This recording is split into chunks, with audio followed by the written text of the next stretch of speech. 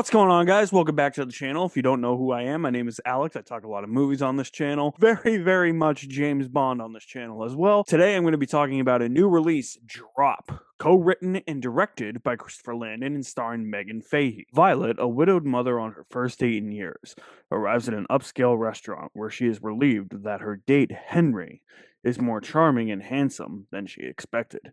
But their chemistry begins to curdle as Violet begins being irritated and then terrorized by a series of anonymous drops on her phone. I like Christopher Landon a lot. He can mix comedy and horror so well in here. It's not, I wouldn't say it's necessarily horror because it didn't come across that way to me. It was more of a hostage thriller, and he can mix thriller aspects and comedy aspects really well. That's what Christopher Landon is known for. Whether or not you actually like Drop depends on how many plot contrivances, character decisions you can swallow at any given time, because this movie is full of a lot of contrivances. You have to suspend your disbelief a lot, but it does make for a fun enough movie. I really think that this is a tense, claustrophobic hostage thriller. The claustrophobia really kicks in when you realize that majority of this movie plays out in this one setting. There's a lot of set pieces in this one location,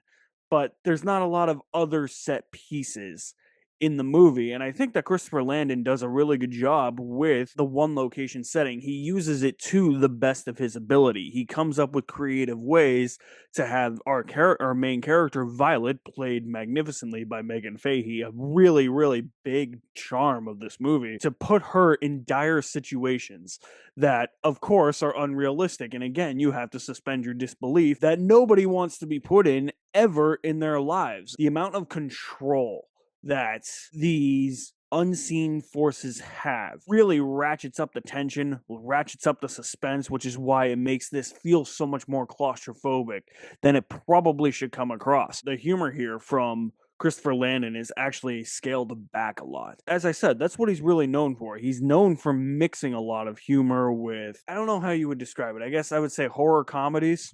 He's known for that. But that's not so much here. It feels a bit more subdued. The humor here feels more subtle than it is just in your face and on your nose. Honestly, I like a lot of his humor. Like, Freaky really works, but I don't necessarily know if it would have worked for Scream 7 when he was supposed to be attached to Scream 7. But here, it's so much more subtle and subdued. It just seems like that this movie, he's taking a bit more serious. Like, there's a more serious, grounded approach here rather than a humorous, comedic approach here from Christopher Landon. And it was a nice breath of fresh air, I guess. Nice change of pace is more like it from Christopher Landon. What really hurts this movie, though, is the editing, some of the stylistic choices, and the twist at the end. Let's talk about the twist first, because I don't necessarily hate the twist. The twist itself isn't bad. It's just the setup for the twist and the actual reveal of what the twist is. There's no real connection there that you have. They're trying to really play it as if, like, oh, hey, what if Wes Craven directed this movie? It feels like it is inspired by Wes Craven, especially Red Eye. And I get what they were going for. It just didn't really work for me. It didn't captivate me on the level that I think that they thought it would. It's one twist, but it's almost as if there's multiple twists. And it feels like it's taking it one twist too far. That's what it felt like, even though it's only one plot twist. The editing here is vertigo inducing because some shots last less than like a millisecond. It cuts between characters like crazy, man. And it was really annoying and jarring after a while, but I think some of the stylistic choices didn't really make all that much sense to me. Like, for instance, for most of the movie, she's getting these airdrops on her phone, so she has to look at her phone. And that makes sense. She's reading the text messages and reading the messages that are coming through on her phone. But then there's other times where you see the messages on screen and she's not even looking at her phone, and she knows what the messages are coming in as, and she's talking to these people and they can actually hear her. She doesn't have an earpiece, she doesn't have a microphone. They're apparently looking at her on cameras, and apparently it's, I don't know, cameras have the microphones, I guess. There was something I missed, I don't know.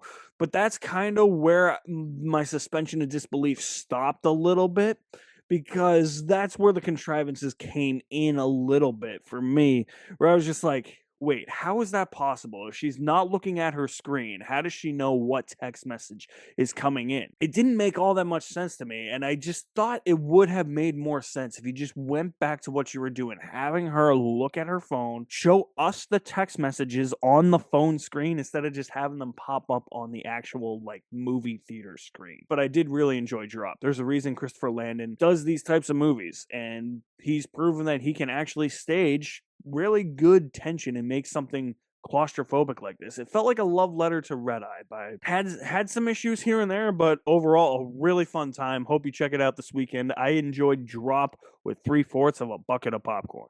So if you have seen Drop, let me know what you think of it in the comments below. I'll leave my link to my website in the description below as well.